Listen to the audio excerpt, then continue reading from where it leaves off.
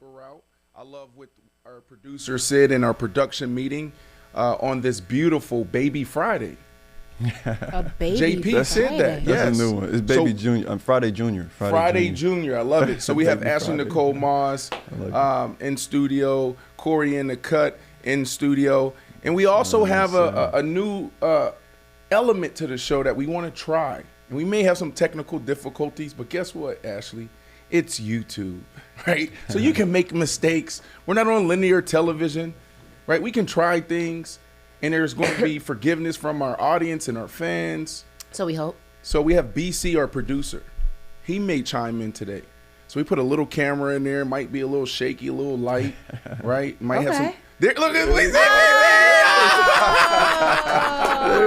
Yes, sir. BC. Okay, y'all got it done. Woo, great job setting this up. We got Corey, action. we got an amazing show today. We There's a got lot of action. basketball. There's F1 weekend. There's a little bit of football. But hell, it's hard to talk football right now. People are making up stories right now with football. This is the worst time to be on television and talk about football. It's also May the 4th. So may the 4th be with you and with all of you. That's what's up. Do you know what that means? Yeah, I heard it on the production call. What does it stayed and mean? Heard. It's the Star Wars thing. Yes, it's May the 4th. As you know, may the Force be with you. It's May the 4th. I also want to wish a very happy birthday to one of my good friends, Victor Oladipo. Today's his birthday, 31st. Happy birthday, Vic. Yeah. And Manderville's birthday Mandeville, our today, director. too. Happy birthday, Mandra Legend. Shout out Mandeville. It is a cool, listen, if you're born on May the 4th, that's a pretty cool birthday. So That is pretty May cool. the 4th be with You y'all. are- What side would you be on? Would you be a Jedi or would you be on the other side? I'm the good guy. Okay, so you're a Jedi? Yeah. Yeah. I haven't really watched Star Wars. Obi-Wan? I haven't watched Star Wars. I used to watch it. Was it Star Wars like when we were kids? Y'all too young for this. Probably. But where it's like 12 at night, 1 in the morning, Star Wars used to come on. Is that Star Wars? I feel like it's Star Trek. Probably Star Trek. Star Oh, Trek. there's a difference? Are you a, yeah. Is there a Well, difference? there's a huge Yeah, there's a difference big between difference. Star Trek and Star Wars. My dad's a Trekkie. Yeah, I'm a He- Trekkie then. Oh, Trekkie. Trekkie. A Trek. Can you do it? No. Oh, this thing. Yeah. Oh, Yeah. the sign of a Trekkie. Yeah. He can do it. Yeah, I can't do it on my I right. can't do that. Corey, can you Nah? do it? Yeah, look. What? That's pretty. I'm the only one who can't do. I can do it the cannot left, do you it. can do I it the can't right. do. You're Yeah. afflicted. I can't do it. I can't do That's it. interesting. Yeah, it's, afflicted. that's amazing. All right, we're gonna get into the show. What's up? Before you get into the Yeah, show, no, I go do ahead, want go to say this. Ashley, you're a movie buff. We're learning a lot about each other. Yeah. Since we've launched Paper Route. Have you ever thought about being like a movie critic? No, but when I was a kid, I used to do like a lot of auditions and stuff, and I was actually in a movie. Really? Yeah, I didn't have like a That's speaking part because I was too. So I was in a movie with the late great Robin Williams when I was probably in middle school, and I had auditioned for like an actual Right. part. But Freddie Highmore, who's also in the movie, who if you ever saw like the remake of Charlie and the Chocolate Factory, he's in that movie. At the time, Freddie was super short. And I was really tall.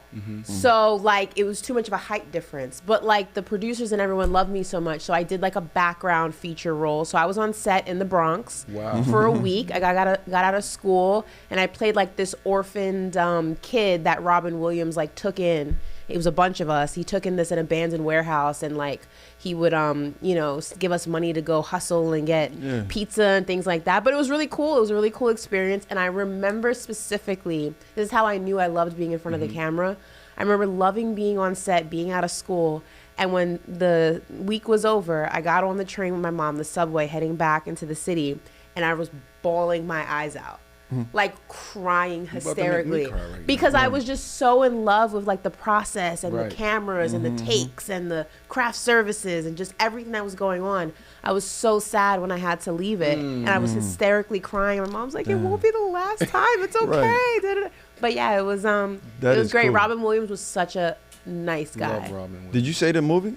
Huh? Did you say the movie yet? The It's title of the August movie? Rush is the name of the movie. so August if you ever Rush? saw it, yeah, August Rush. So we can I'm tuning in. If we watch Yeah. it, we'll see. definitely- yeah, about to watch it's it. very quick, but you'll see Yeah. a very young Ashley Nicole, bushy hair, running. Right? Can you describe the scene? Describe the so- Well, no. this- Let's once you get it. And Well, I'll But describe what the if we miss scene. it? What if we I'll miss it, describe though? very That's what I'm loosely. saying. What if we miss it? I So, don't wanna... we had just finished hustling in the streets, and one of the guys made enough money that he was able to get us leftover, like get us pizza. Right. Mm-hmm. So he comes into the abandoned warehouse where we all live, and he goes, "Pizza!" And we all start running from these different parts of this abandoned warehouse. Okay. And you see me with my bushy curly hair, and I'm booking it down the stairs. Right. Yeah. And We'll be able to punch it you was out cute. now. It was really cute. I was like That's 12, Justin. 13 maybe. Justin, I know you're in LA right now. It's 9 o'clock over there.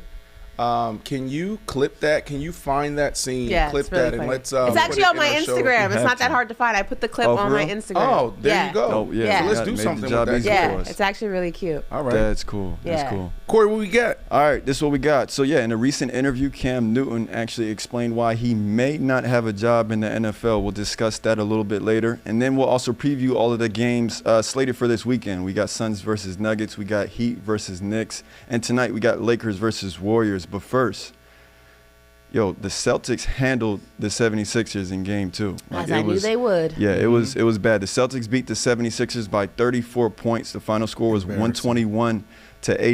The series is now even 1-1. So yeah, MVP our MVP Joel Embiid, he wasn't much of a factor. He had 15 points in 26 minutes. James Harden only 12 points.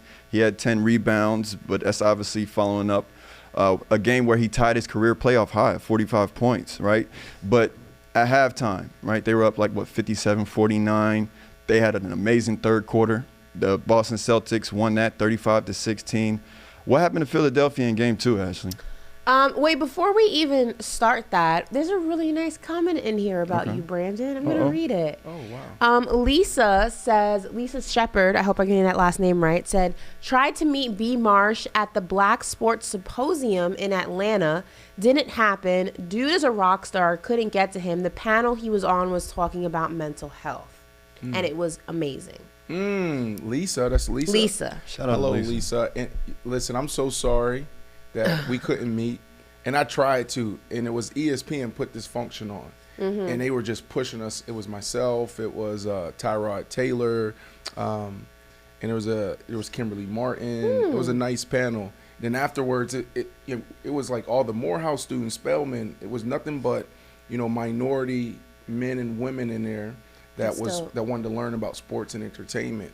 And afterwards, they wanted to talk to us and just continue the conversation, but they wouldn't let us stay. It was sad. It was sad.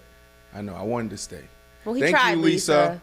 Lisa, why don't you send us your information, and we'll connect. We'll send you over some swag when our new collection comes out here soon. I love that. Yeah, me too.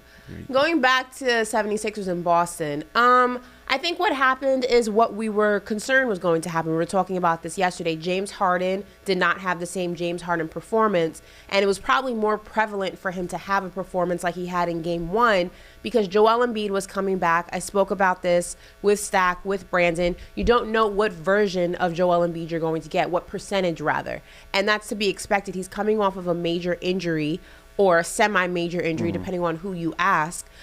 He's probably not 100%. I'd be willing to bet he's not 100%. He's not going to be 100% throughout this series. So a lot of the dominant things that he can do, you're not going to be able to see him do because he physically just can't get it done. That requires a lot more of James Harden, who, to a lot of the bash towards him, has been his inconsistency in giving us the performances we saw in Game 1. He either leans one side to the spectrum or to the other, meaning he's either that vintage James Harden or he's too much a facilitator and too much on the back burner.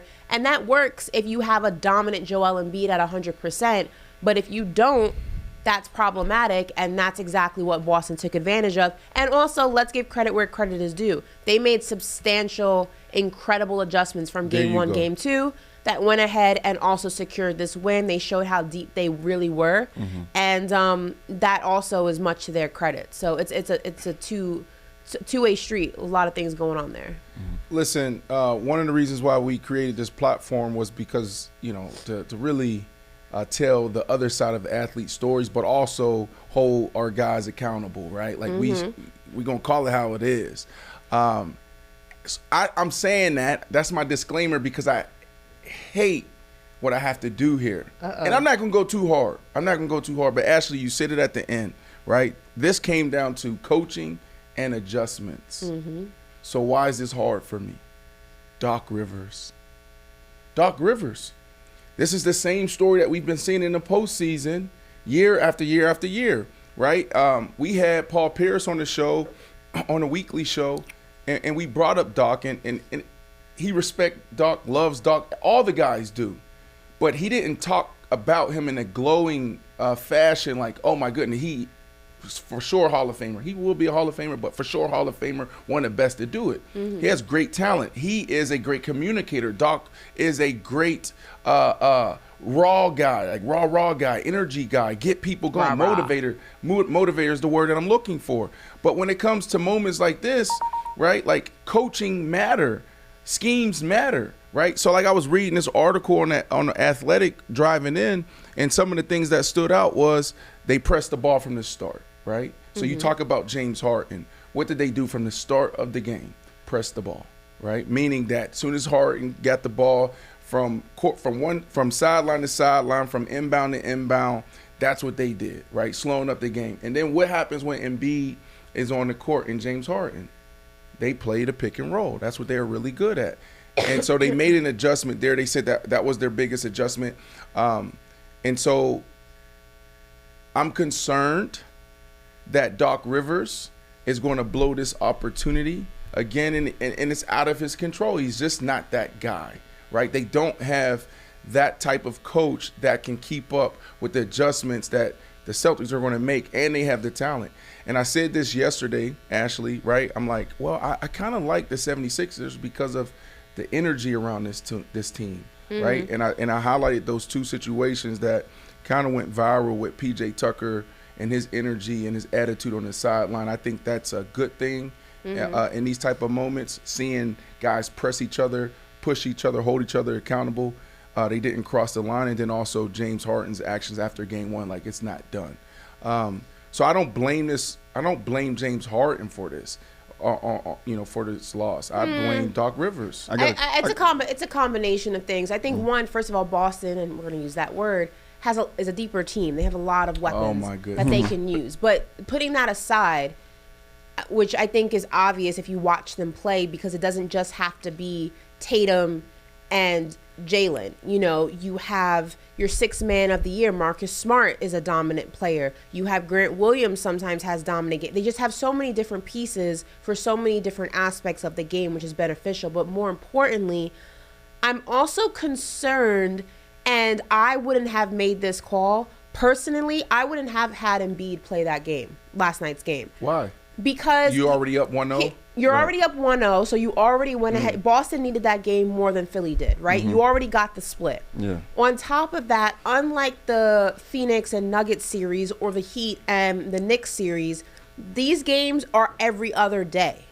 So you don't have the luxury of Joel Embiid playing game 2 and then having 3 games rest before game 3. Right. They play again on Friday. Yeah. No, I'm sorry, on Saturday, right? No, I think they're Friday. No, Friday, because yesterday was Wednesday, right? Yeah. They play again on Friday. That's a big ask of somebody who's coming off of an injury who's already not 100%. Yeah. I don't understand the rationale of not giving him additional days of rest when you already don't have the days of rest to give him because of how the series is constructed. That's also a second thing. 3 for me is I don't know if the 76ers have enough to combat the fact that Joel Embiid's not going to be 100% in this series.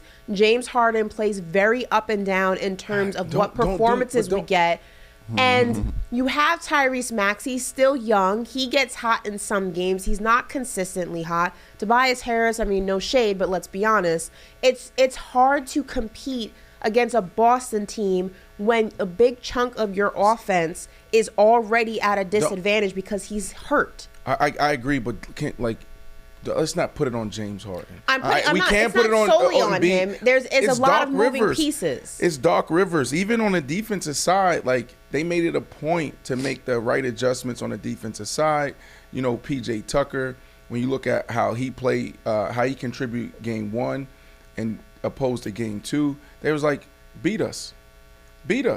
And you got PJ Tucker is phenomenal in the locker room. He's phenomenal on the defensive side. I wouldn't say phenomenal, but he's really good. He plays with a lot of energy, on the defensive side, but he didn't contribute. And so they made those adjustments, and they put the Philadelphia 76ers in a tough spot.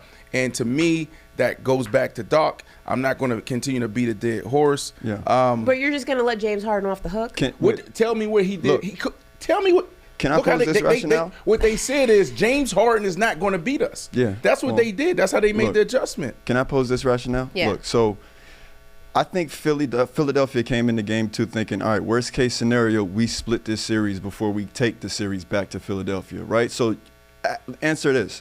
Are they playing chess right now, right? Like, did they throw Embiid? No, but look, did they throw Embiid out onto the floor just to see how the Celtics are going to play them? What looks they're going to get when they're trying to feed Embiid? See what type of looks Doc ain't no strategist like that. I think they are. I think it would make sense. It would be absolutely moronic if that's what they were doing. Moronic. New word alert. What if Joel Embiid is feeling better than what we actually think he is? Here's the thing. What if he's in better condition than we think he is? No. Did he look like he was in better condition? It didn't look like he was in bad condition. Did he look like he was in 7-game series? It looked like he was coasting, maybe going 70%. No, Corey. Here they go again. The most dangerous. What I'm saying is, I think we need to see what happens in Game 3. I think in Game 3 they'll have their game plan there. They're gonna know how the Celtics are gonna face them. And then you can really run your offense with both Joel Embiid and Harden on the floor. There's absolutely nothing more dangerous in the playoffs than thinking that, that you can go ahead and flip that switch when you need to. Playing chess and not checkers or whatever the case may be is moronic. Mm-hmm. You cannot just flip a switch Nicole Moss, 1 point. And all of a sudden become a team that another team can't beat because you have some sort of scheme going on. That's not how that works. You play every single game like you want to win it. You don't go into a game saying, "Oh, we already split the series. We're not in Boston. We're not even going to go ahead and really try to play this game because you know what happens." Anything can happen. And what happens when you go back to Philly and Boston says, you know what, we're taking both of these on your home court. Then you're down 3-1. You do not play that game. And if that's the game I'm ready. I'm that just Doc letting her Rivers and the finish 76ers are playing, it will backfire, and we have seen it happen. Sometimes you gotta get messy, cut people she was digging me off. too deep. No, like she's up like 2-0. I should have at least one because that's why you play Joel Embiid in Game 2, right? To see how they're playing him. Now Game 2, why would you throw him in Game 3? And he has to start from there. It might be too late for him to see how he can actually take advantage of the Celtics and the looks that they're giving. Let me ask you. This means hold on. This is -1, Corey. I don't know what the hell you just said. Let me ask you this then, Corey. Let me ask you this. Let me ask you this. How does the team know how to play with Joel Embiid in Game 3 if they haven't played with him in weeks? Like they got to know how to play with Joel Embiid on the floor. So what they're saying is, all right, let's go into Game 2. Worst case scenario, we split the series. Joel Embiid's played. He's getting his legs back underneath him. He's gaining his wind, and we're going to be ready to go Game 3 when we bring it back to Philadelphia. Having your player play the game to get his win is different than saying, "Oh, we already split the series." He has to get back in his rhythm too. He hasn't put up on jump shots. I know, but what I'm saying is that's drastically different than going into a series and saying we already split here in Boston. If we win this one, whatever. If we win this one, cool. If we don't, whatever. That's that's a dangerous mindset to have because let's play this game using your example. What if you went ahead and had Joel Embiid do that with that rationale? Like we already split the series, whatever. If we win, we don't. We're also talking about the MVP here. Let's be honest. What happens if he gets hurt in Game 2? If he gets hurt, they know that they can win without Joel Embiid. There goes your whole chestnut checkers theory. Because they're the number 3 seed. They know that they're a good team. But they what should if he re-aggravates? They should be feeling confident regardless. What if his injury gets worse because you wanted to go ahead and play chestnut and mind games in the Boston Celtics? Game one, they won without Joel Embiid, so they feeling confident regardless. They won Game 1 without Joel Embiid on a vintage performance of James Harden, who already showed us in Game 2. BC, help your boy. What you mean? Call him BC. Let's add the new feature. The series is going back to Philly. They should be feeling extremely confident. Add yourself. Help your boy. You said that they won Game 1 without Joel Embiid, which they did, but they won Game 1 without Joel Embiid on a vintage anomaly performance from James Harden, who has shown us in game 2 that that's not something we can expect consistently. So what I'm saying to you is you run the risk of Joel Embiid getting more hurt by trying to play mind games. They didn't go into game 2 thinking, oh, we're going to trick the Boston Celtics. No, it wasn't, they went in there trying to win. They got their ass handed to them. That's not a mind trick. You lost. Everybody was pulled before like the fourth quarter started. Can you please jump in here and help your boy? Play to win, man. You're going to play to win. Not that chess checkers, because anything can happen. Up the volume. I heard him. No, I heard him too. You heard me? I heard you. I heard him. All right, so go ahead, BC. What's going on He said here? play to win. And I think that's what the Sixers did. If they sat Joel Embiid. Oh, my fault. Go ahead, BC. You got to play to win, Corey. You got to play to win. Oh, BC, you had your moment. BC, you doing all that talking in a pre-production meeting. Well, and then you come in and you give one little sound bite, play to win. To defend what's the football? What's his name? Head coach I'm thinking of. Herm Edwards. Yes, what did he say? You play to, no, that wasn't Herm Edwards. That was Herm Edwards. Yeah, you play to win. Right. You play to win the game. You're not going in there saying, oh, we're going to trick Boston to think that Joel Embiid is really only 60% healthy, but he's actually 90% healthy, and we're going to ha-ha them on Friday when they come to Philadelphia. No, you go in there, you try to steal another one because you don't know what happens in the course of a given 7-game series. And the 76ers are already at a disadvantage. Let's be honest. They don't have much of a bench. They're not deep like the Boston here Celtics. She go with this depth thing. Hold on. Who's the deeper team? Here we go. So, Corey, before we move on to the next topic, I'm going to put 60 seconds on the clock, okay? So you got a running clock. You got 60 seconds to make your point. Okay. Because right now, Ashley has, I'm going to give her another point. 3. Okay. And you're at -2. -2? Come on, I thought I had 2. I thought you had 2. No, -2. When I put my thumb up and I did that, that means negative. Listen, I can't defend them losing by 34 points. All I'm saying is I think the 76ers went into game 2 thinking this is a win-win. We won game 1. We got Joel Embiid back. He's going to play game 2. He's going to get his win back. He's going to get his jump shot back. He's going to get his rhythm back. And then we're going to take the series back to Philadelphia and win 2 in a row. Win-win. Okay, that was 20 seconds. We'll let the people decide if you even the score. So please jump in the comments and let us know if Corey sounds like he knows what he's talking about on this one. Corey, what's the next one, man? All right, so the next one, this is what we got. We got the Lakers and Warriors tonight, right? So in game 1, the Lakers beat the Warriors on the road 117-112. The teams are set to face off tonight at 9 p.m. Brandon, I want to make the point, right, because you were kind of talking about this the other day. Lakers-Warriors game 1 was the most watched conference semifinal game 1 in cable television history, right? I mean, people were absolutely tuned in for that one. There's going to be a lot of people tuned in tonight, too. But question, how do the Warriors take game 2 at home? Ashley, Brandon, whoever wants to chime in first. Brandon? How do the Warriors take game 2? Well, I think the Warriors have the advantage, right? Like, they've been together longer. I mean, can we say they're a dynasty? Are they a dynasty? Sure. They're a dynasty, right? 100% a dynasty. I think the Lakers, and I said this a couple days ago, the Lakers have to play their best basketball to beat the Warriors because you have Steph Curry, like what he does himself and then how he actually opens up everything else for everyone else. It's hard. Like you saw it the first game, right? Last 5 clutch minutes. What they say, clutch is the last 4 minutes of a game. But really at the 6-minute mark, the Lakers were winning and convincingly the whole game pretty much. Those last 6 minutes, Steph Curry just turned into a monster. I mean, you saw the shots. He was just throwing up anything. And we talk about it all the time, so this isn't anything new, but it's just it's phenomenal and it's amazing watching him play. Like he's shooting like this. It seemed like he got his eyes closed. He just it's like does he have a form? Does he have a form, Ashley? Like seriously, the dude just throwing stuff up like this and it's like swish, swish, swish. So for me, I think that the Warriors have the advantage. AD has to be the bubble AD, and he's been playing that way the last couple of games.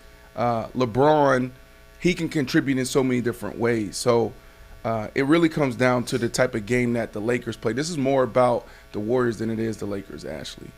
Yeah, I would say that the Warriors have the advantage, but it goes back to, I think, what we've been kind of stressing, and it's the consistency situation. You know, Anthony Davis, am I going to get 30 points, 23 rebounds from him again? I don't know. I haven't seen those type of performances from him consistently throughout the course of a season. And not, when I say consistently, we've seen them. It just hasn't always been when you need them. Right. And I've said in the beginning that Anthony Davis is the X factor in the series. You already know what LeBron's going to give you. You know what LeBron's going to do.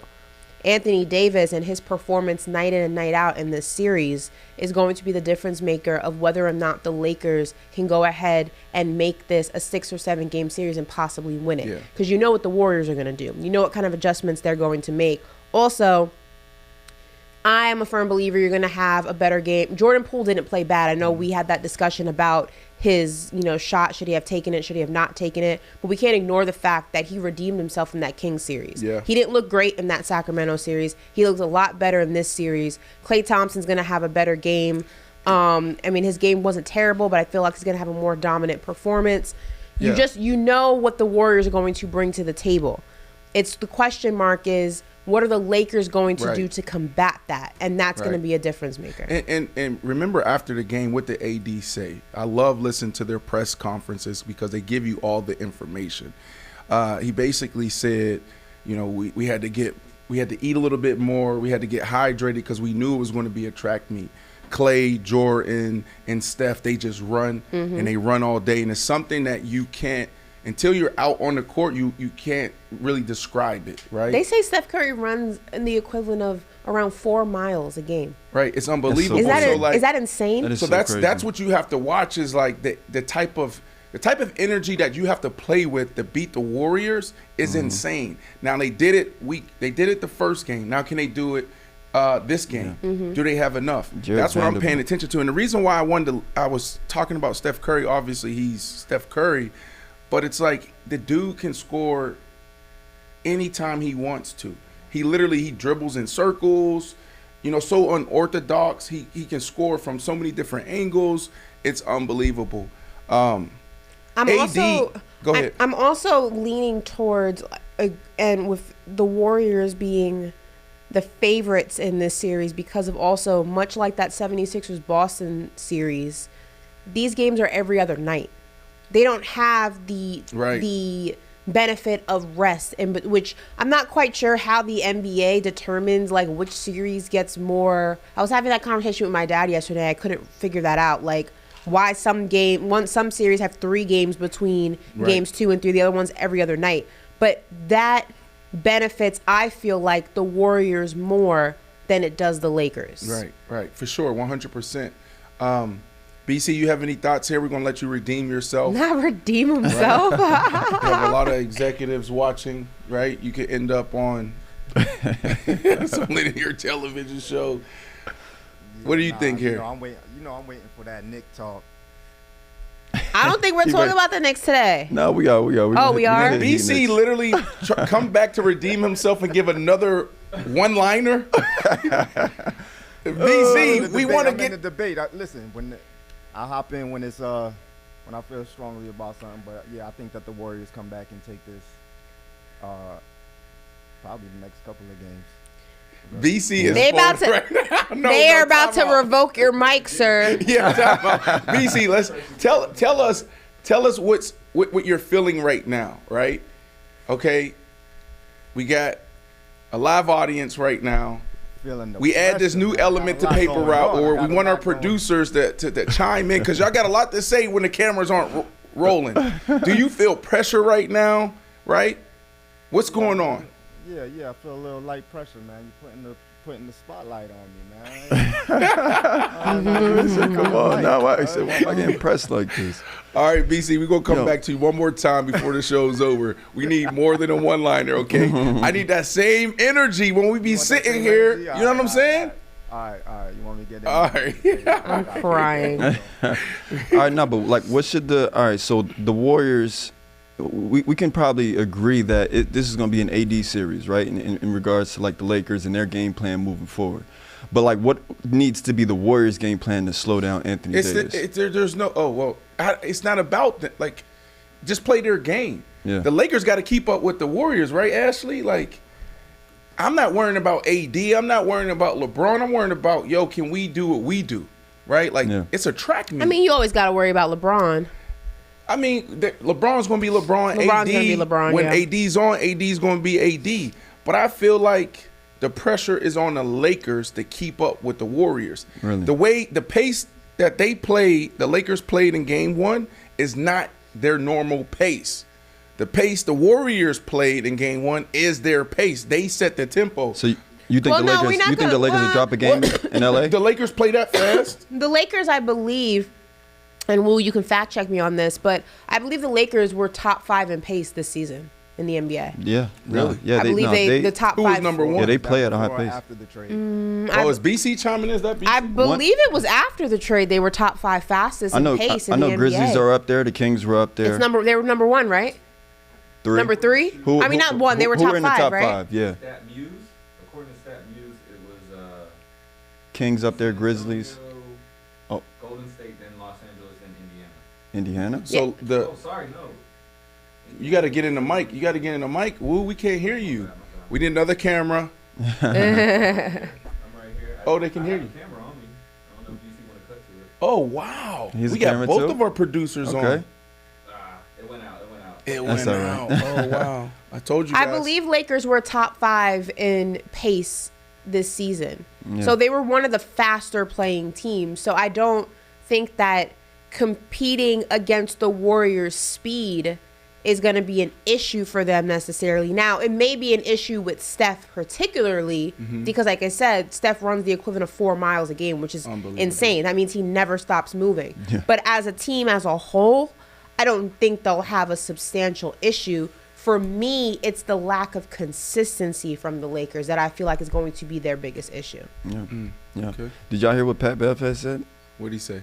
He said that if the Lakers go on to win a championship, he deserves that. He feels that he and Russell Westbrook deserve a ring. Oh, I don't know how I feel about that. I think I know in football I feel like Brody would get a ring, but what would Pat Bev get a ring for? he started the season with them. He did. He started the season with them. I know in football, They right? got traded at the same time too, right? But what did he do? Why are you doing that? No, I'm just saying. Like, let's be honest. Like, if you had to pick between Westbrook getting a ring and Pat Bev getting a ring, both obviously were part of the Lakers. When you think about contribution while they were there, why would Pat Bev get one? Just because he was there? Yeah, he put a uniform on. I can't really. I think. Listen, they both I don't know. If you want to debate how they contribute to the season. And that's a whole nother conversation. For me, I don't know as an athlete if I would want the ring. You understand? You're not in a series. I don't know how I feel about that.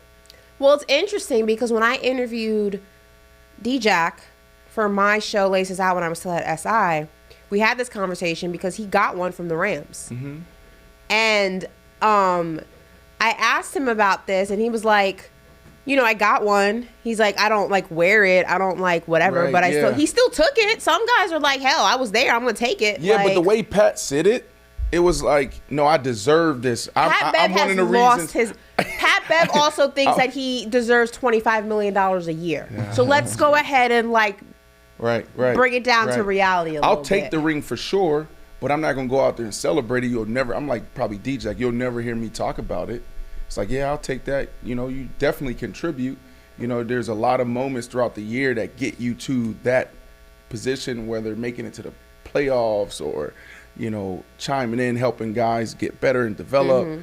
But I couldn't. I'm the same way. Like if I wasn't even on the bench for the whole season and even contribute 5 minutes of something, I can't take that ring in good conscience. Some guys are like, shoot, I don't care. I was on the practice squad. I was here. It would be hard. Got a ring that year when the Warriors and the Cleveland Cavaliers, I believe, and he played on both teams in the same year, and he got a ring from both teams.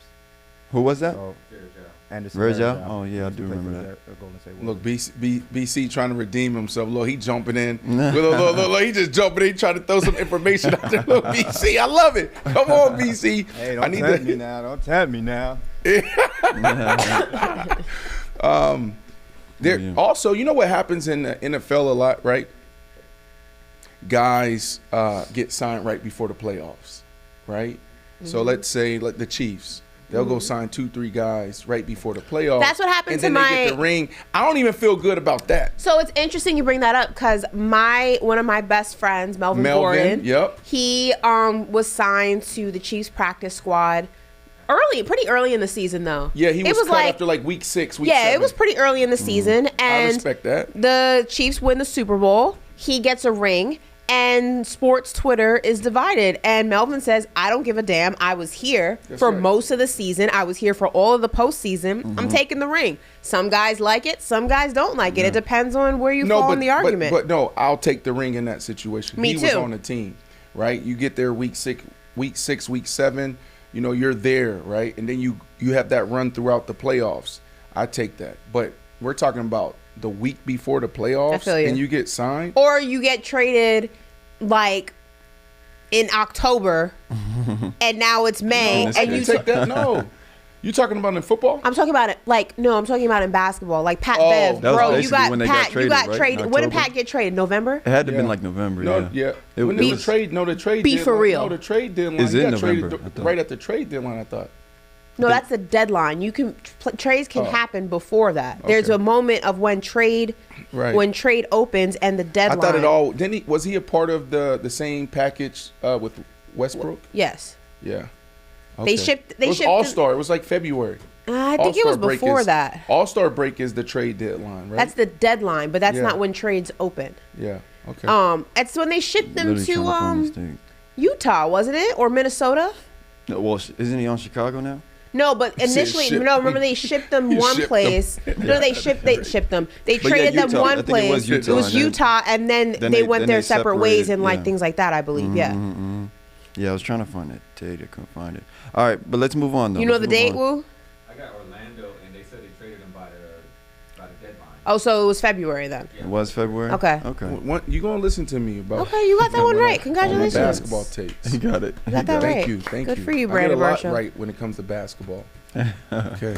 All right, so we're going to move on to Suns Nuggets, right? Their game is Friday night at 10 p.m. Eastern time. So my question is, right, can the Suns, right, a Chris Paul-less Suns team, take game 3? And Yes. what would they have to do?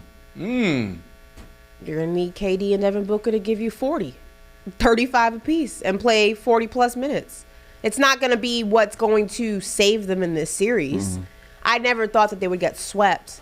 I mean, this is not you can't get, it's unlikely to get swept when you have those guys on your team. So let me ask you It a has question. happened. We've so let me seen ask it. you a question. We've seen teams get swept, with talent, but I don't think Phoenix is going to get swept. I don't think they win this series though, because what you're asking and what you need from Devin and KD to win game 3, Look, she thinks what she's you slick. need from them to win game 3 is not something that they can sustain for an entire series. Yeah. How many views do we have on that clip that y'all cut up and overproduced and made me look bad on Twitter? Overproduced. You said what you said, sir. How many people are? It's probably at like 1.2 million. JP, if you can get those numbers, I'll give you the exact number.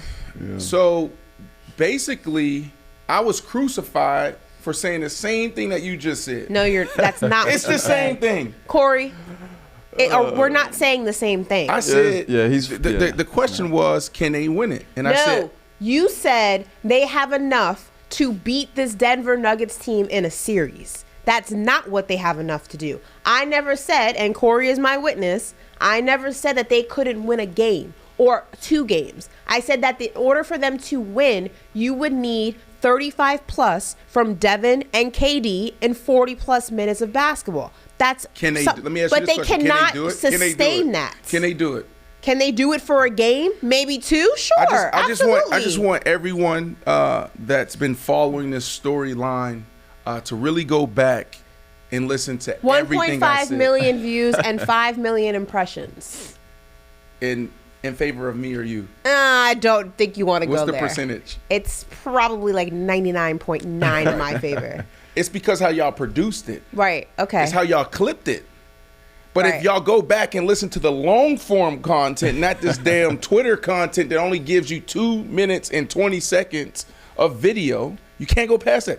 My take, I talked about so much. I went back in the history of the NBA. Remember, I couldn't get the words out of my mouth, and I talked about Michael Jordan and Allen Iverson and all these greats. Even Devin Booker, guys that averaged 28, 29, 30 points in postseason.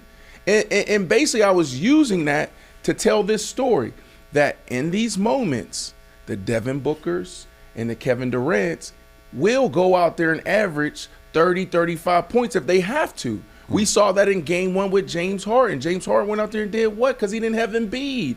And Jimmy Butler in the last series. Jimmy Butler averaged what, Corey? You know that's 37. your team. 37 points. But you are ignoring, Tell me what again, I'm ignoring. You're bringing up Jimmy Butler. And Corey, you are a Heat fan, so you can back me up on this. Yes. Jimmy Butler had a sensational performance series against the Bucks. But if you look at the Miami Heat as a whole, they can still win games or make them very close like they did with the Knicks in game 2 without Jimmy Butler, because why? They have Strus. They have Caleb Martin. They have Gabe Vincent. They have Kyle Lowry. They have Bam Adebayo. I don't even know half of those names. You are asking Dogs. a lot. They not dogs. Dogs. The There's same two thing. dogs. The same There's thing. two dogs. The same thing You with put Haslam in there? Did you put Haslam? She I didn't said say you said Haslam. I didn't say No, Haslam. Haslam ain't played in 5 years. You also Chill. the Put some respect on the same, and I know I'm just we're on messing with opposite you. sides of this, but the same can be said about the New York Knicks. You have your stars, Julius Randle. You have Jalen Brunson. You have R.J. Barrett. But you also have Emmanuel Quickley. You also have Josh Hart. You also have Obi Toppin. You are asking a lot of a Phoenix That's Sun right. team That's right. that does not have That's right. enough pieces to go ahead. I don't need them. I'm doubling So down. you think that Brandon. you can win basketball games in the playoffs? This is what- in the let me playoffs, tell you- rotations go down to about 7 or 8 men. No, don't put words in my mouth. No, Let hold me on. tell you. No, I'm telling Let you. me tell you. In the playoffs, your rotation goes down to Oh, about. now you trying to use the on. conversation with No. Steph. Stop. Hold You on. see now? You see what she's doing? She's What are you trying ta- to take I'm my... not. Everybody knows that, Brandon. It's common knowledge. 9 if you're super deep. 9 if Right, you're right. It's super common deep. knowledge. Respect. 7 Go, or go, 8. go, So go, how go. many? I'm just basic No, math. I ain't What's a answering none of start? your What's questions. what's a starting line? Hold on. I'm gonna have my 30 This is a seconds to basic get my lineup. point. This is Go a ahead. basic You lineup. talking I'm and gonna do I talk. basic math. Go. What's a start? I'm not. Hold I don't on. know math. Answer the I don't question. know. I answered What's no a starting questions. lineup in basketball? How many people? How many people are on the court? I'm not answering your Brandon, questions right now how because many I know what people- you're going to do here. how many- I'm going to lose this. How many people are on the Men- court at a time? Okay, let me just say this real quick. 10 seconds to get back to this. Dudes, this is what we have to realize. All right? Women Oh my God! Here we go. are better communicators than us. Okay? Very strategic. All right? They gonna put some stuff together and make you think that you crazy, to make you think you wrong, right? So Ashley, I'm not doing this with you. All You right, can give your I'll take do and the I'll math. give my take. Here's the math. I'm not answering A starting nothing. lineup in basketball is 5 players. All right. In the playoffs, a rotation at most, and that's if you're super deep, goes about 8 players, 9 if you're super deep. That is what? 6, 7, 8. That's at least Look, 3 look, bench look. players Okay. that the Suns don't have. Okay. Look at their starting lineup. You have Chris Paul out of the rotation now. Now one of your bench players is now one of your starters. That means you have 2 bench positions that they don't have. You are asking 2 people, Devin Booker and Kevin Durant, to compete with a starting 5 of the Denver Nuggets and at least 3 solid bench players that could be mixed into the rotation. In order to do that, they have to make up the point deficit of what that bench can produce and what their bench can't produce. That is a big You done or you ask. finished? You done or you finished? That's a big ask. They can do it maybe once or twice, but you're asking them to do it 4 times in a series. You don't think that's Michael crazy? Jordan did it. No, and he didn't. over 180 career games, he averaged 33 points. Michael, you're saying that Kevin Durant- the Chicago Bulls didn't have a deep team? So this is what I'm gonna do. No. Let me- hold on. The Time Chicago out. Bulls Hold didn't have on, a deep time team out. when they won? Time out. I'm not talking to you on this topic right now. Oh Hold my on, I'm gonna God, get I back can't to believe I heard you just say that. Let me Holy get my crap. take off real quick. Let me go back to my notes from when we talked. You talked about Ashley Nicole Moss, okay, master communicator. Maybe even I might throw a little manipulation in there, okay, twisting my words. All right, let me take another shot at this because Twitter definitely have been bad to me this week. We talk about depth, okay. This whole debate started around depth. So when you look at it, Ashley just said this man 5, 6, 7, 8, 9 did all this stuff. Well, the Nuggets only played 8 guys. The Suns played 11, right? So when you talk about depth, and I know what she's saying, who can contribute at a high level, so you got to look at the bench and how people participated or contributed in game 1.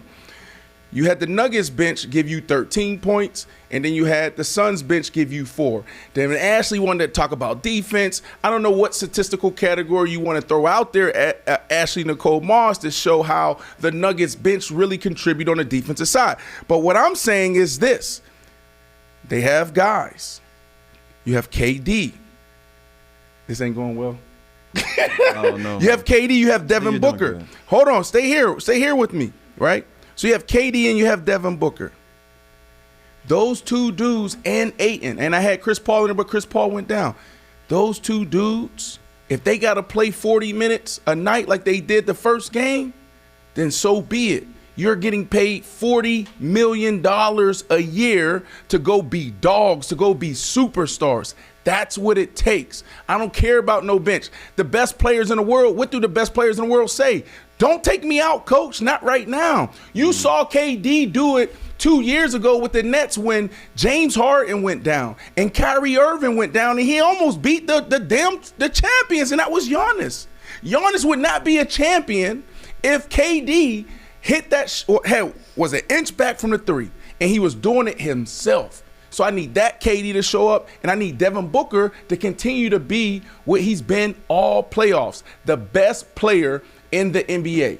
And there's no debate about it. Look at the numbers. Out of everybody in the postseason, Devin Booker's been the best guy. Now, if KD can go out there tonight, is it tonight? The game's tonight? No, Friday. Friday. He went, 2 for 12 from 3? Yeah. You think he's going to do that again? Come on. So I want to do this, right? It's still early. No, it's not early. This is a big game. This is a must win. Why are you looking like that? Definitely a must win. See, this is what they do too.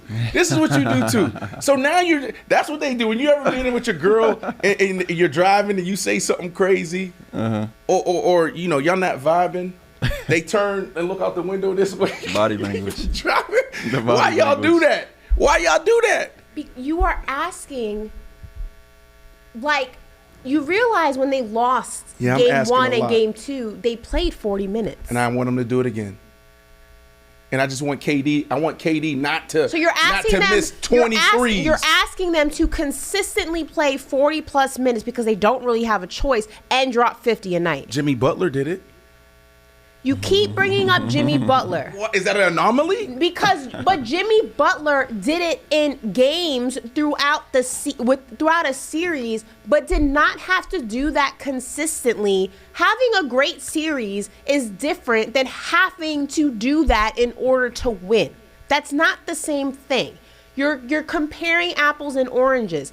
It happened. Yes, it was an insane performance, but they have a deep enough team that if he didn't do that and you got contributions elsewhere, they could have still won. Having a sensational performance or performances throughout a series is different than having the necessity of having to do it because you don't have anything else to rely on. You get what I'm saying? 100%, but do you get what I'm saying? No! Sometimes what you just said, like, that's a luxury.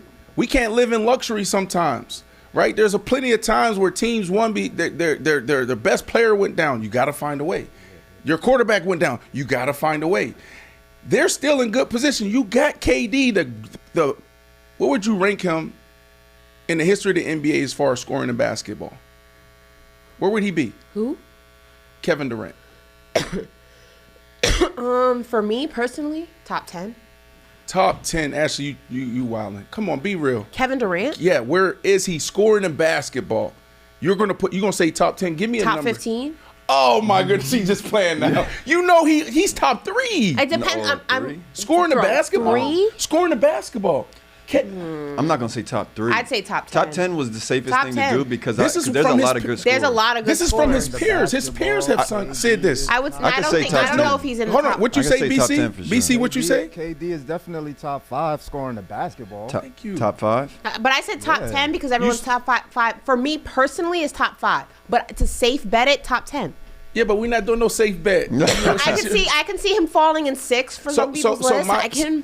So my thing is, you have KD, and you have Devin Booker. You can't always live in luxury. Everything you're saying, yes, you're right. Okay, you want depth, you want dogs all over the place, you want great coaching, you want all of that.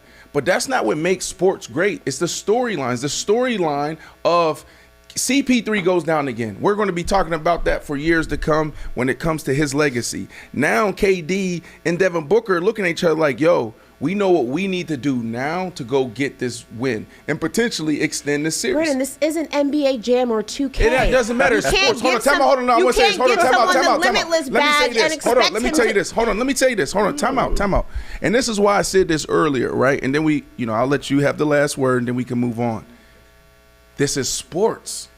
This is what makes athletes great. Every single game, every single moment, someone has to step up. You're talking about, yes, I know it's not a video game, but athletes, competitors, they have to rise to the occasion. Yes, first off, time out. Some of the greatest plays we've seen in basketball, or just to say sport, the coach didn't call the play. The coach didn't put him in position. It's an athlete overcoming a terrible play. The coach. How many times have you seen a quarterback shoo off the coach? Coach, stay right there. I got this. I'm running this 2-minute offense. That's all I'm saying. You're tapping into a structure. You're tapping into how things can be if you had the luxury of having everything. And I'm saying when you don't, you're telling me you don't have a chance? That's not what I'm saying. And I hear what you're saying of the storyline and the Remember the Titans storyline where it's like all bets are off and it's backs against the wall, but we're gonna make. I get it. That's what makes sports movies great. But when you think sports movies, why you gotta say that though? Why can't it be reality? It's reality, but it's also a reality of the facts, and the facts are consistently playing 40 minutes a game does a lot to your body. Like, it breaks your body down. It is, and everyone in the playoffs is already playing hurt in some capacity. Sore this, sore that. Right, so even with that, let me jump in right there. You're because we had. asking Hold on. lot. Let me jump in there. That's what postseason basketball is about. We had this conversation with Steven Jackson just 2 days ago. What did and you just said it earlier. You go from having a 12-man rotation in the regular season to what? 7, 8, sometimes 9 deep. So now you have your star players across the board already playing 35, 36, 40 minutes a game. So when you talk about breaking their body, it does a lot to the body. This is what they're conditioned to do. This is the system. So it's not nothing outside of the norm for a KD and a Devin Booker to go out there and play these long minutes, these tough minutes. This is the situation. I'm not saying that it's outside of the norm, and I get it. It happens. We've seen superstar performances before, but you're also asking a lot to happen to compete. It's sometimes just not enough. The most talented player in the world cannot do it by themselves. It's a team sport for a reason. And when you shorten the rotation, and you don't have the pieces to go ahead and relieve your stars, what happens is you put a lot of strain on their body. You put a lot of ask. And yes, I understand what you're saying. That's what they sign up for. That's what they get paid for.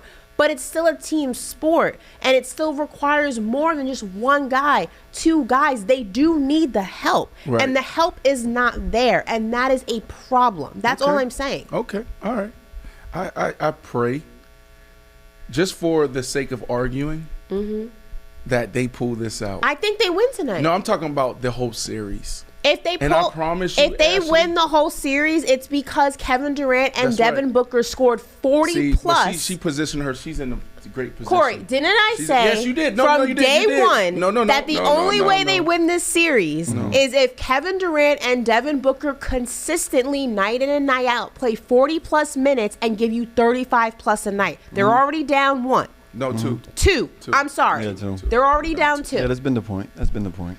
I hope they win. I'm still gonna find a way to argue with you and never let you live this down. Oh my God. Come on, KD. Ah. Devin Booker. Let's All right. go. 3:30 p.m. Saturday at the Kaseya Center in Miami, Florida. Heat Knicks, Game 3. Who has the edge heading into Game 1? Game 3? I said Game 1. Who has the edge heading into Game 3? You know what? I don't know if anybody has. I mean, some will even. say the edge goes to Miami because it's home court. But if you've ever been to a Heat game, you know there's a lot of New Yorkers in the building. But Some distraction too. There's some. I will. So yeah. See, you here in New York. This is New York. It's a bunch of dudes right there. Right in Miami. That's perfectly It's illustrated, a little too. different in Miami. The girls you're referring to are not sitting that close to the court. Trust me, Where they sitting? not that close. I'll tell you that much. No, they're all. They're not that close. Trust me, I've been there. It's gonna be interesting. You know, I think that this is the first game that we can really gauge who has the leg up in this series because we're both gonna be coming into it full strength. Jimmy Butler will be back, I'm assuming. Julius Randle's going to have ample time to go ahead and continue to rehab his injury. Jalen Brunson was having sore ankle issues. He's going to have substantial time. Both teams are going to be at full strength. Now, I do understand Tyler Hero, Victor Oladipo are out for the Miami Heat, but still, they have a lot of their pieces. I'm a firm believer that who wins Game 3 will be a pretty strong indicator. Now, anything happens, can happen, but I think who wins Game 3 will be a strong indicator of who has the edge in this series. Right. BC, here's The your Knicks have the opportunity. edge. Don't Look, even he have already. it. Hold on. He ready. Look. You chimed yourself in. Can I lay you up? Like, know, you right? ready? He cut Redeem himself yourself. before you Go, even BC. The Knicks have the edge. I don't even know what we talking about. What we talking about? The Knicks is gonna go in. We got Randall back. We have full strength. You guys got Jimmy Butler. You beat us once without Julius Randle. Now we beat y'all without Jimmy Butler. So now we're gonna see what's up. That's it. I don't want to hear about y'all won, no Jimmy. We're gonna see what's up. Yo, this Saturday. dude just giving us straight barbershop takes right now. BC. You could tell Oh you from my New York. goodness. Are you from BC. New York? Right. BC really know the game though. Yeah, And he does. He does, though. He nervous though. BC. Yeah, you got. I mean, I don't know if the edge can be decided before Game 3 is played because both teams haven't seen each other at full strength. The Heat beat us without Julius. We beat the Heat without Jimmy Butler. I'm a firm believer. Now, home court advantage is irrelevant because there's a lot of New Yorkers down here. And I've been to Knicks Heat games a bunch of times since I've lived here, and it's about 50-50. Like, it's an anomaly home court. So it doesn't really exist. So I don't think the crowd's going to be Miami doesn't allow that, man. I don't think the crowd's going to be a factor. I just really believe that whoever wins this game is going to give us a clearer image, health permitted, that both teams continue to stay healthy, who has the leg up, because now you're actually seeing each other's complete teams. It's kind of like when the Eagles and the Cowboys played each other. The Eagles beat the Cowboys without Jalen Hurts and vice versa without Dak Prescott. Yep. It's hard to see like what that would have looked like if it went into now. If it like who had the edge. I needed a Game 3 to go ahead and figure that out. This one is going to be the deciding factor. And I will say, let me say this, BC, right? Because I know you know your ball. Let me help you out, right? There's an art and science to communicating in television. Obviously, Ashley is in her bag this week. Corey, it's not just you losing to Ashley this week. I've taken. I lost. a few I L's. lost that. That's Y'all can She has me redeem. flustered. She has me flustered. Y'all can Does redeem she? yourself for football season. Football season. No. So you saying football players can't talk basketball? This, Right. I mean, this is my thing.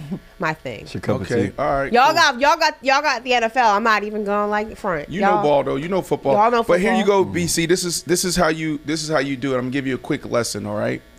All right. It's almost like a closing argument. Think of a lawyer, right? In trial, closing arguments. There's an art and science to this. No, Nick Wright taught me this. Nick Wright to me is one of the greatest communicators when it comes to sports talk. And so I'm asking him like, yo, how do you do what you do so consistently? He's like, he studies closing arguments, right? So what happens? You come in and you give your statement. Boom. The Knicks have the edge. All right, BC, that's what you said. The Knicks have the edge. And now you have to convince everybody why. So you can't just make the statement. You got to then go into 2 or 3 points to back up your statement. Yeah. Right? So there you go, BC. All right? There go the template. I loved how you came in. The Knicks have the edge. Boom. We all leaned in. The numbers shot up. Viewership. Everybody's like, what is BC going to say? And then BC was like, and then you came back. Right, BC? So you want to do it again or you want to wait till Monday? What you want to do? Let's do it again. All right, go ahead. So go I'm going ahead. to tell you why the Knicks have the edge. Talk to us, BC. Yeah, you know, Put on for the talk city, to us like baby. that. Put on for the city. Talk to me nice. Tell you Don't why talk the to Knicks me have the twice. edge. We haven't even played the best. Excuse me. I don't want to be biased here. They have not even played their best game yet against the Heat, and it's just a fact. Like, Quickly hasn't showed up. Josh Hart hasn't showed up. He Yeah, almost we had getting triple-double. Isaiah Hartenstein. We getting a couple. I mean, he's hustling, but our key Grimes, one of the shooters off the bench, he hasn't showed up. So when our bench shows up, then yeah, we're gonna see what's up. I think we've taken the best shot from the Heat. Really, I mean, I know they can play good. We expect them to play good, but Boom. Okay, stay right there. Stay right there. Now must you show up. Okay, right there. Stay right there. I love where you at right here, right? Boom. So you made your statement and then you backed it up. Now this is how you give more context and then you add some layers to there and now you really become convincing. So when you said the bench hasn't shown up, now what you do is you go look at the numbers, right? So now you say the bench hasn't shown up. If you look at their numbers in the regular season and how they have shown up compared to what they've done this series, I would say that they just had a bad game, right? I'm expecting them to do what they did all year. Boom. And that's how you beat Ashley Nicole Moss. Well, Josh Hart, I'll say Josh Hart showed up, has been showing up Oh, well, consistently. Josh Hart, Almost yeah. a He may triple-double not- But he Yeah. got to see, BC, the numbers, you can't be telling lies But now. no, You can't be he's telling right. lies. Grimes hasn't shown up. Emmanuel Quickly's been struggling. Obi Toppin's been hot and cold. He had a decent game when Julius was out, but he kind of got lost in the sauce in game 2, and he knew it. You could see him on the bench. He was not happy with himself. So I agree. The bench hasn't been a factor in the way that it has been throughout the series. I mean, throughout the regular season. I think that the Knicks steal one in Miami. I think that I don't know if they steal both. I think that Miami is going to go ahead and defend home court at least once. I think that this series is 2-2 when it goes back to New York. And I will say this, the men of paper route, we have some work to do. Ashley took me down twice this week. Corey, I think you guys are actually tied. I think I went with you. Was it Monday's show Yeah. where you guys went back and forth? Mm-hmm. I mean, and I still haven't given my explanation as to why he And- have the edge. Let's be honest. Before Corey takes it away, game 1, y'all barely beat us, and we didn't have Julius Randle. So let's be for real. Exactly. Mhm. Exactly. You know what I mean? That's the point that I'm talking about. Like, let's be honest. That's the Haven't point that been- I'm talking we about. have You not beat been us with at Julius full Randle on the strength. floor, then we can talk. Yeah. But last time I checked, I think you only beat us by 5. No. And we didn't have beat Ju- y'all. We beat y'all Game by, one? What was it? Game 1, we beat y'all by 7. That's what I Oh, told okay. BC too. I'm like, we beat y'all 7. by 7. That's Game 2, we lose Without our game Julius by Randle. 6. We lose our game by 6 without Jimmy Butler on the court. So this is why I feel the Miami Heat have the edge going into Game 3. Right? It's simple. Corey So want that get you back, point Corey. out, your big 3. It's R.J. Barrett. I wanted to start with him because it's funny how he's incorporated in a big 3. You're not about to disrespect Barrett. Okay, R.J. R.J. Barrett. Yeah, don't R.J. do that. Barrett. Don't do that. We We're not got doing that. Jalen Brunson and we got Julius Randle. right? So if we look at your others, all of the others on the Knicks are all defenders. That's not true. What would you describe their styles of play? I'd say Obi Toppin, Josh Hart. Josh Hart's not just a defender. He's a defender. That's his strength. That's his strength, though. We can honestly say that's his strength. All right. So we're already too deep into your bench. If you look at the Miami Heat, and your top three, they can give. And when I say top three, your big three, they can give 20 points at any given night. You look at the Heat, who can give you 20 points on any given night? It's Jimmy Butler. It's Bam Adebayo. Bam Adebayo can give you 20 points any given night. He can, yeah. If we're talking about playoff, like in the playoffs and whatnot, yeah. I love Bam. I love Bam. I love Bam. But Bam sometimes, listen, I'll say it to his face, he goes missing in action sometimes. So you're relying on 20 from him consistently. But then it's a trade-off, right? Because then what is he going to give you? He'll give you rebounds and assists. Great defense. Okay, right? so how's that any different than what Josh Hart will do? That's what the Heat's built on. Great defense, right? So if you look again, we're going through who can give you 20. Kyle Lowry on a big stage. You know, he on a big stage he can give you 20 points. Gabe Vincent, he's proven that they can give you 20 points. Right? And then you look at everyone else. When you look at the Heat's others, what are they? They're 3-and-D guys. They're 3-and-D guys, not just defenders. 3-and-D guys. We know that the Heat are deep with shooters. Kevin Love, he's going to hit big shots. Bringing Kevin Love into the equation. Kevin Love is going to hit big shots. Let's do this. We scrapping for the bottom. Kevin Love is going to hit big shots. Okay, let's do this Duncan real Robinson, quick. he's going to hit big shots. You can't now we're argue bringing that all of Duncan these guys Robinson aren't into shooters. the equation. You can't argue that all of our others aren't shooters. And when it comes down to it, when you got Jimmy Butler in the lineup, our team is going to create more shots and score more points than a team that's built like the Knicks. Wasn't Duncan Robinson benched in the Boston series because he couldn't hit the side of a bus? So he was 3 for 8 from 3 last game. That's but last time I checked, Spoelstra benched him in the Boston series because he couldn't rise to the occasion. Do I remember that correctly? All right. I just want to make sure I got the right Duncan Robinson. Here we go. That's Listen, that's all. Guys, while you guys were going back and forth, I was on Pro Football Talk. This just came up. Lamar Jackson wants to throw for 6,000 yards. I think it was yesterday. Factor Foolish, Corey, you asked us, would the Ravens have 2 receivers over 1,000 yards, right? I heard that right. Today he spoke to the media, Lamar Jackson. He said, I think I told someone like, man, I want to throw for like 6,000 yards with the weapons we have, Jackson said. And I'm not an individual award type guy or stat watcher. I just want to do that because no one's ever done it, and I feel like we have the weapons to do it. The single season record is 5,400 yards, 5,477 yards, set by Peyton Manning in 2013. So my question for you guys is this: Factor Foolish, and then we can land the plane with Factor Foolish. Yeah. Okay. Lamar Jackson breaks the passing yard record, single season passing yard record. Corey, you go first. Well, I mean, I'm going to say foolish, and then if he can break that record, that'd be amazing. 6,000 yards. When you initially said that, I'm just like, did he mean to say 6,000? Like, is that even possible? Like, he said it's never. Yeah, because he said it's never been done. Yeah, that'd That's be a lot of 600 more yards. yards than the record. That's like 2 extra games. Ashley. That's a lot. That's a lot of yards. The math ain't mathin' for me. Love Lamar, but the math ain't mathin'. I mean, and then for the Ravens to be successful, they have a balanced attack. I think that's what makes them good. Like, of course, they have weapons now, which we want to see in the passing game, but like they're also very good in the run game. Lamar can't neglect that, and you got J.K. Dobbins, who's a really good running back. If he does throw for that many yards, though, he's like the GOAT. Yeah, for real. No, that's what I'm saying. Like, if he does that, shout out to Lamar Jackson. What? I would say this. I would say foolish to this, right? They're not built that way. I think what makes the Ravens, the Baltimore Ravens, a contending team year in and year out is their philosophy and their approach. They play really good defense, and they have a balanced offense. Now, is there more meat on the bone in the passing game? Absolutely. Do I believe in the right situation Lamar could potentially throw for 6,000 yards? Possibly. That's a lot of yards. But the thing that I love about this the most, his mindset, right? Like he believes, and that's what it starts with. Like, I believe I can do this. And you have to think about it first. You have to believe it. And I don't care what you do in life, sports, we're just a microcosm of society, right? There's a lot that we can learn from sports and organizations and leaderships and athletes.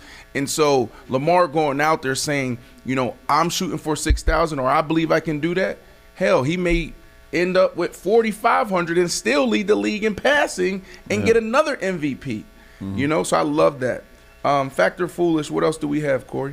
All right, so this is our first one. Either Kevon Looney or Anthony Davis record another 20-plus rebounds tonight. Factor foolish. That's a lot of work. Fact. I'm going to go fact.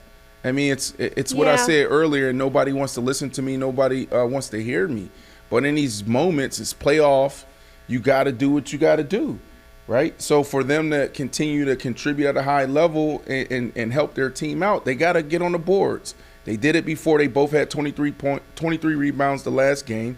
I expect Anthony Davis and Looney to do it again. That's my expectation. Y'all getting paid $40 million a year. So both of them. You think I don't know if it'll be both. I think one or the other, but I also think that this is where Anthony Davis is going to be the most consistent, and that's in his rebounds. I don't think he's going to be most consistent in this series with his scoring, but I think that his rebounds is where you're going to get his most consistency throughout the series, which is still beneficial. You still need him to score, but I think rebounds is going to be his bread and butter this series.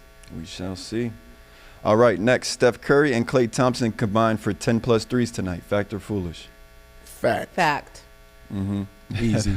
BC, what you think, They BC? have to. Their back's against the wall right now. They got to tie this series up. That's a fact. It's a fact. That's another fact. All right, next one, fact or foolish. NFL beats the NBA in the match in Las Vegas on June 29th. So just for a little context, the match is a golfing event that takes place in various cities. It's kind of like a celebrity golf match, right? Like, who was it? It was Aaron Rodgers and Tom Brady, had competed against, some professional golfers one year. But this year it's Steph Curry and Klay Thompson representing the NBA, and you have Patrick Mahomes and Travis Kelce representing the NFL. So again, fact or foolish, NFL beats the NBA in the match. Fact. Yeah? Yeah. I don't know if Klay Thompson's even a golfer. Like, No. I know he fishes. I think Steph is actually pretty good, though. Steph's really good. Steph but could be a pro. Really? Like, yeah, if he had the time to really train, like, he's that good. He might be a scratch golfer. But Klay is on his team. Clay's not now, if we're doing a fishing contest. So Patrick Mahomes and Travis Kelce are golfers. So no, not Travis. Travis Kelce would be out there. Just because he goes golfing don't mean you golf. You're a golfer. I've seen videos of him. He's pretty decent. He's not Patrick Mahomes, Steph Curry good, but I think he's better than Klay. To me, it comes down to basically you're picking between Patrick Mahomes or Curry. No, because your teammate has to do well as well. Yeah, but what I'm saying is I think that the edge is on the NBA side, and I hate to say that as an NFL retired guy. Why? Yeah, I'm gonna go with the NBA. I mean, Steph Curry he's him. What about Klay? Patrick Mahomes is really good as well, but I'm going with Steph Curry. He looks like a golfer too. He's believable. Right. Like he goes out there, got his little sleeve on. He has a little walk. Right. Got a little caddy. Like Patrick Mahomes. If you had to do a match like this, who would you want your teammate to be? Oh, good question. Because you kind of golf, right? Yeah. Are you good? No. Oh. Because I don't have time. I have the infrastructure to be really good. Okay. I like my swing. It's just I'm just not consistent, right? Like when you talk about AD. I had a beautiful shot, then that shit, the next one can go right or left. Okay. I would go with Jay Cutler. Jay Cutler. Is he a good golfer? Jay Cutler can do everything. Yeah, Jay Cutler can golf. He can do everything. Jay, let's team up and let's compete against. Who would you want to compete against? Who would I want to compete against? Who don't I like? Whose ass I want to beat? Pause. Who don't I like, Ashley? I don't know. T.O. Can T.O. even golf? No. Oh. So let's find out. He don't look like he can golf. I'm surprised you didn't T.O. just want to work out. I'm surprised you didn't say Russell Wilson. I feel like he's a golfer. Russ plays golf, but I don't know how good he is. I've never been out there with him. I know he was playing a lot of golf in Seattle, but I don't know. Russ don't have time to be good. Russ is running like 2 empires and also starting quarterback in the National Football League. Someone in the chat said Jay Cutler can also hoop. Is that fact? Yes. Really? I'm telling you, ask me anything about Jay Cutler. Jay Cutler can hoop. He can still dunk. He can shoot. Even in That's crazy. football, he could have played on the defensive side. He could have played safety and played 10 years in the NFL. What? Yeah, Wow. bro. Jay Cutler was like that. So he really is. Can he an play athlete. baseball? Jay Cutler played baseball growing up. Wow, he grew Jay up on Cutler's a an farm. athlete. He Yeah, just doesn't He grew up care. on like I know, I didn't he said he Christmas, just doesn't Indiana care. is where he's from. There was nothing out there but sports. Right. Dad was a state trooper, putting him in everything. Dang. Yeah, Jay Cutler's like that. He's a dog Impressive. now. And he when I say dog, he got that attitude too. Yeah. He slap you too. Yeah. Wow. No, he ain't gonna do that. He ain't gonna do that. Wow. No, it's cool. We learn something new about Jay Cutler like every episode. Yeah. All right, next one. So, Vikings quarterback Kirk Cousins is entering the last year of his contract with the Vikings. And yesterday he was at a press conference and, was asked about some of the new draft picks. Jordan Addison, wide receiver from USC. He was a Blitnikoff winner just 2 years ago. And Kirk Cousins was, saying that he's, excited to get him in the offense and get him acclimated. But he was also asked about, his future with the Vikings. So I wanted to ask you guys, fact or foolish, Kirk Cousins is worthy of a contract extension after next season. Fact, Ashley. This is definitely fact. He's definitely not worthy of a cover of GQ on GQ. I mean, can he get a stylist? Look, what's going on with your pads, brother? Neck, this and that. Like, where's I the don't think style going? stylists worry about football pads. I know that legendary video last year was dope. All the dudes, remember the dudes put the putting chain the chains on on him? them? Yeah, we got to get him spiced up this year. Hopefully, those young receivers can help him out in that area. that the type on of a football mustache you're field, trying to this is grow? what I want from my quarterback, huh? Is that the type of mustache you're I trying don't to care grow? what my quarterback look like. No, is that the type of mustache you're trying to grow? What do I want? You If I said could you want grow the hair, size. I would love to experience like a full beard. I would love to have this. Like a Corey beard? Yeah. Yeah. Yeah. said a Oh, Corey look at this beard. 2-box. This is new. It's nice, though. It's a new element to paper out, Ashley. Good job, BC. You're welcome. You're welcome. Right. Oh my goodness, we're getting better. You're all welcome. We got to do a Photoshop for next week's show of what Brandon would look like with a Corey beard. Yo, what? Yeah, we got to do that. AI is taking over the world. We can maybe use Definitely AI to gotta do see it. that. Right? Look, this is a fact, right? Fact. He's the type of guy, right? You want your quarterback to be the first one in, the last one out, to be super consistent. I always say quarterbacks need to operate like CEOs, right? CEOs, you learn how to manage up, you know how to manage down, right? Managing up, right? As a quarterback, say CEO, right? You got board, you got investors, people that you have to also connect with. On a football field, right? You have to be able to connect with your coaches, the head coach, even the owner and other partners. And then also you got to be relatable in the locker room. It takes a special person to be able to do that. I think Kirk Cousins has all of that. You saw that last year, that moment that I talked about, Ashley. That's the team telling you that they love him and they love his approach and that he puts them in position to be successful. You have a big win and then, on a plane, which is always one of the best moments to me in sports, when you win a game and then you're on that bus ride to the plane, then you fly back. Like, you have some of the coolest times. It's better than being at booby trap and live. I would say that most of the time. But they put all the chains on him, right? They're celebrating him. I know a lot of people don't like Kirk Cousins, right? They say he can't win the big one. Mm-hmm. When we say the big one, we're talking about like primetime games or the season's on the line, head-to-head matchup. You're going against Patrick Mahomes. You're going against Joe Burrow. Can you pull it off?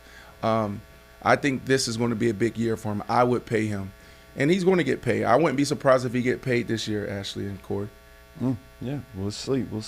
All right, next one, guys. So on a recent episode of Undefined with Josina Anderson, Cam Newton was asked if he felt his hairstyle was keeping him out of the NFL. And his answer was actually that, it actually might have hindered it, right? So I want to ask you guys, fact or foolish, Cam Newton's hairstyle has hindered his chances of landing on a team.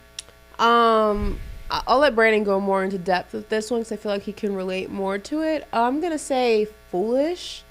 I think it's Cam Newton's just personality, and I've spoken about this before. I'm a big Cam Newton fan, always have been, so it doesn't bother me. But I think that teams were more tolerant of it when he was a starting quarterback, when he was a younger quarterback. The flashiness, the I'm back, the super Cam, all the extra stuff that he does that you either love or hate about Cam. Teams are more tolerant of that when they can get more productivity out of you. That's right. But now you're an aging quarterback. You haven't really shown that you could still be a starting quarterback. You're a backup guy.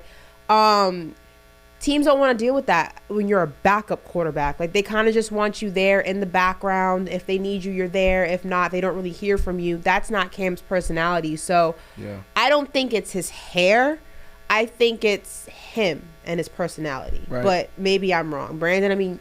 No, I mean, you said a lot there. One of the things that stood out to me was your statement around when he's if you're a backup quarterback, you kind of want you to just be there, but not being front and center. Never forget when the Miami Dolphins knew they were going to take a young quarterback. They said, well, your personality is not going to match, the development of a young quarterback, right? Like, or you may disrupt that, right? You're going to come in, you're aggressive. I want the ball. Throw me the ball. Yo, what are you seeing? They wanted Ryan Tannehill to just have a smooth transition into the NFL. And so it does matter, right? They look at personality. They look how they built their teams, the chemistry and continuity. And Cam Newton, the problem is if you have a younger quarterback, some of the quarterbacks that he named, and you're sitting on the sideline, you may have the fans saying Cam. You may have players saying, man, can we get that 2015 MVP Cam, right? So that puts pressure on that guy in front of you. I think it will take a secure coach that has a secure and a dog at quarterback to be able to embrace Cam's personality. With the hair thing, well, I would say this, Ashley. I think that at this point of his career, look, man, Cam's a friend of the show. He's a friend. He supports me. He supports us. I support him.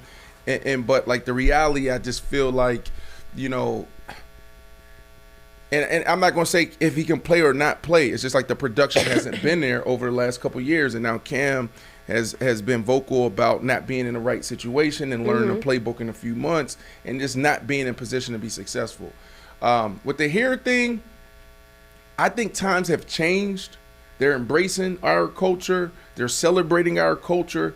I think we had a breakthrough moment in 2020, right? In 2021. But there is still a lot that exists there for sure. In 2017, right, that was towards the end of my career, and everybody knew I was going to get into television, right? So FS1, ESPN, and all these networks start reaching out to my agent, and it was like, yo, we love Brandon. We want to work with Brandon, but is he going to cut his hair? And so my white agent came to me and shared that with me because he had to know too, because he had to put me in position. So the reason why I have dreads today is because of that situation. I was like, damn, because I was actually, and this is crazy. So I was on inside the NFL for a very long time, right? I was an active athlete doing full-time broadcasting. I would actually take a little PJ on the day off on Tuesdays to New York from Chicago, right? And I had my TV look, boom, clean. And then towards the end, after like 5-6 years doing that, I was like, yo, I'm about to retire. Let me just focus here. I was chasing a Super Bowl, I was trying to do some other things. And I was like, let me just focus on that and then just like kind of be free a little bit. So I started growing my hair out. I had furrow, doing all kinds of stuff, right? And I was like, all right, when I retire, I'll go back to my TV look. I already had my TV look. My TV look was going to be like this little shortcut with a little long part this way. That was going to be my TV look, straight up, right? And so I already had this in my head. And when my agent said that, something just triggered for me. And I was like, fuck that. Like, I'm keeping my dreads. And so that's the reason why I have dreads now. And that's the reason why I move the way I move a lot of times. Like, forget that. I'm not going to ESPN. I'm going on YouTube, right? Because we can have certain conversations that we can't have in other spaces. Wow. So, That's real. sorry, did I go too deep there? No, that was cool. No, it was.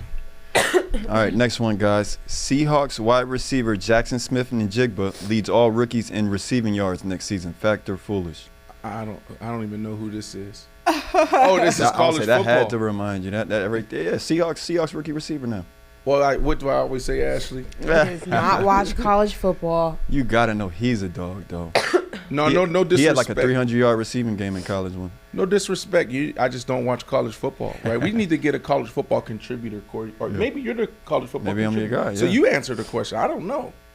Do I think he leads all rookies in receiving yards? It's going to be between him or Zay Flowers. That's why I think this was. I like Zay. Yeah, I think this was a reasonable factor. Foolish. I say.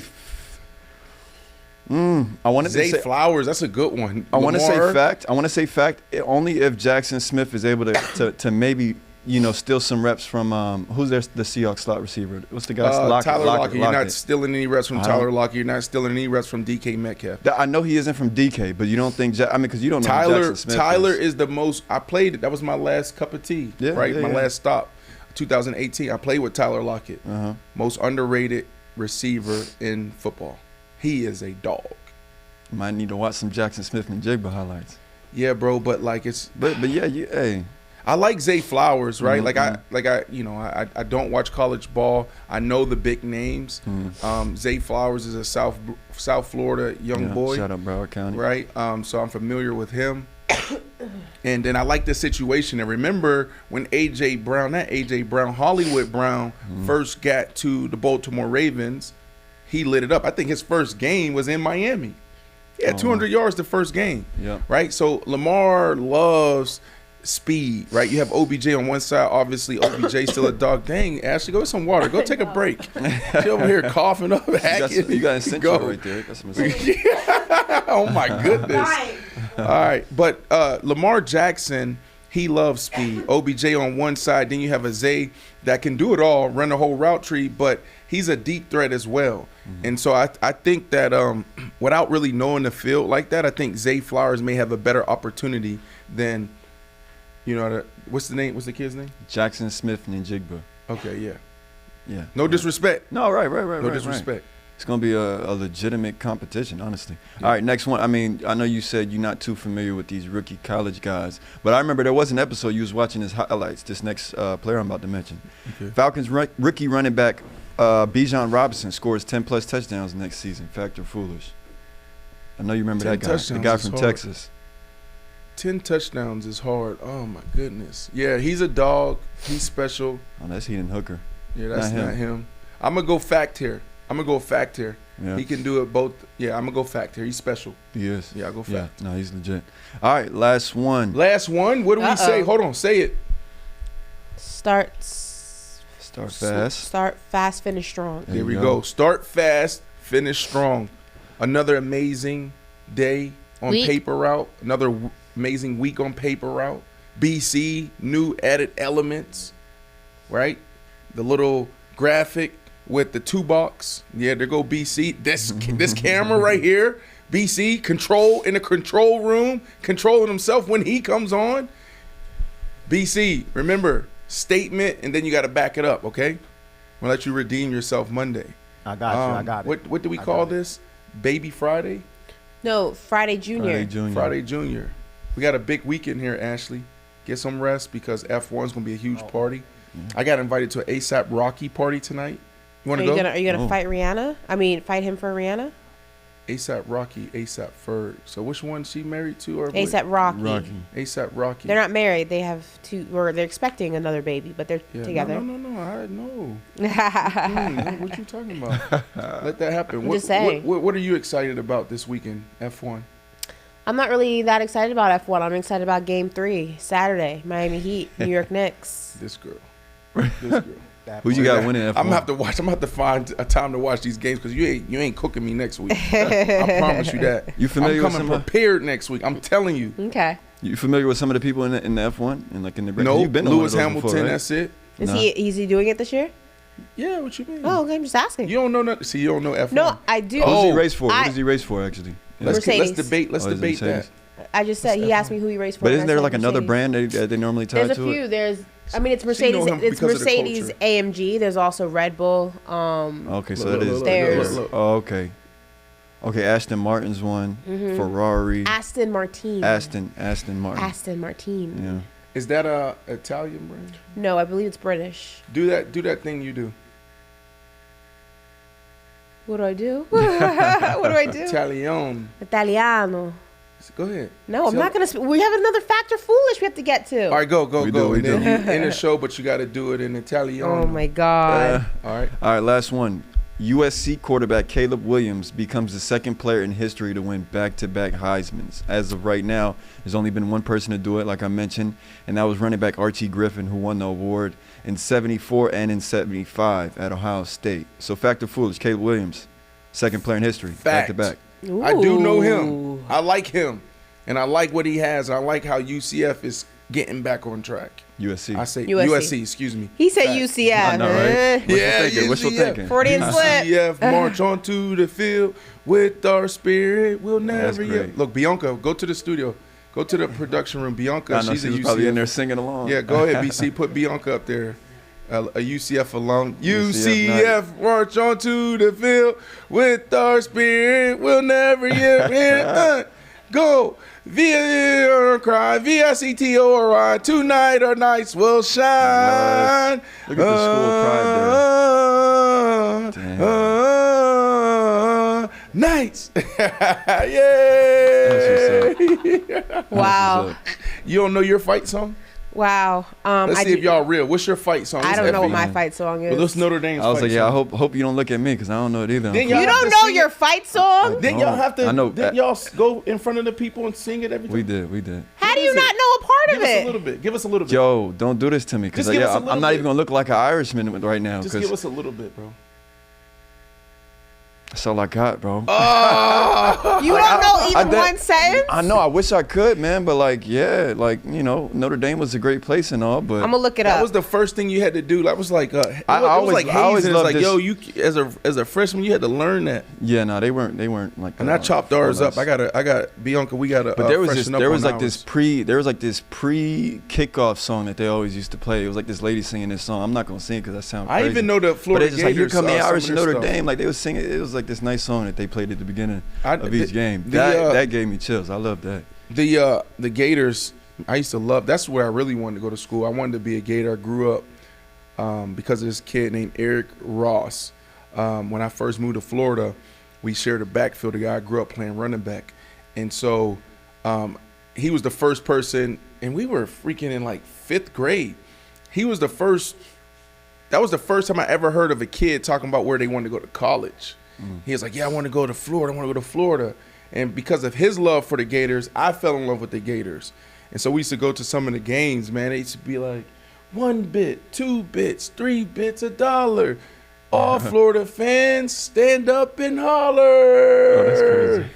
Okay. Well, listen, I have the lyrics looks here. good. I'm gonna say a line and see if you can do the next line. All right. I'll make I it don't easy. think he can. Okay. Let's bet it. Hold on. Let's bet it. I don't bet it. He's like, I got a gambling problem. I bet that Corey don't know the next line. Yo, I Okay. hope I do. Dang. Rally Sons of Notre Dame. Rally. That ain't sparked no memories at all. That ain't sparked no memories. Oh my It Damn. doesn't spark. Okay, hold on. I'll do the next line. Go ahead. I'll do the next line. God. Oh my I'm Rally Sons of Notre Dame, sing her glory and sound her fame. my goodness. Yeah, no, that wasn't something we must have sang that. Raise What was that? What is that you searched up? This that was is a their fight song? song. Nah, we did something else at the end of the Notre game. Bro, Dame, you're terrible, bro. the Notre Dame Victory March. It says, "Rally Sons of Notre Dame, sing her glory, sound her fame, raise her gold and blue, and cheer with voices true. Rah rah Notre Dame, we will fight every game." Nah. Yeah, we definitely didn't say that. I would have recognized what we were saying. It wasn't that. It was something. It's something else. It's something else that we said to like our band. Corey, it's okay. And our, Yeah, yeah, you gonna I have know. to Oh my I God. shopped. Okay. That sucked. All right. That was bad. Thank you guys. Hold on real quick, guys. We got one more surprise for you. We What's got that? another surprise. Uh-oh. We got another element that we're adding to paper Oh my route. God, I'm To scared. wrap it all up. Oh my God! Oh, man. We got the scene. Stop it! We got the scene. You might have to point yourself out. I already was on there. Oh, at for the real? Oh, beginning. can we rewind it? Rewind it. This is Ashley's Oh my debut God! on the big screen. Dang. Do it again. Oh my goodness, this is awesome. All the way at the beginning. Right there. Oh, that's actually. Yo. What was the name of the Well, movie that's again? It was August Rush. Oh my God, I was a baby. Oh man. Oh, Wow. I'm gonna go watch the movie. that's so funny. I'm gonna Yeah, go I was watch like the 12 or 13 here. movie. Were you speaking Italian then? No. BC, you can come to Oh us my now. gosh. Oh, what a time. What a time. Well, You should get back into movies. ciao bello, Montebello. Ciao, arrivederci. All right, Oh, that was so That was cute. good.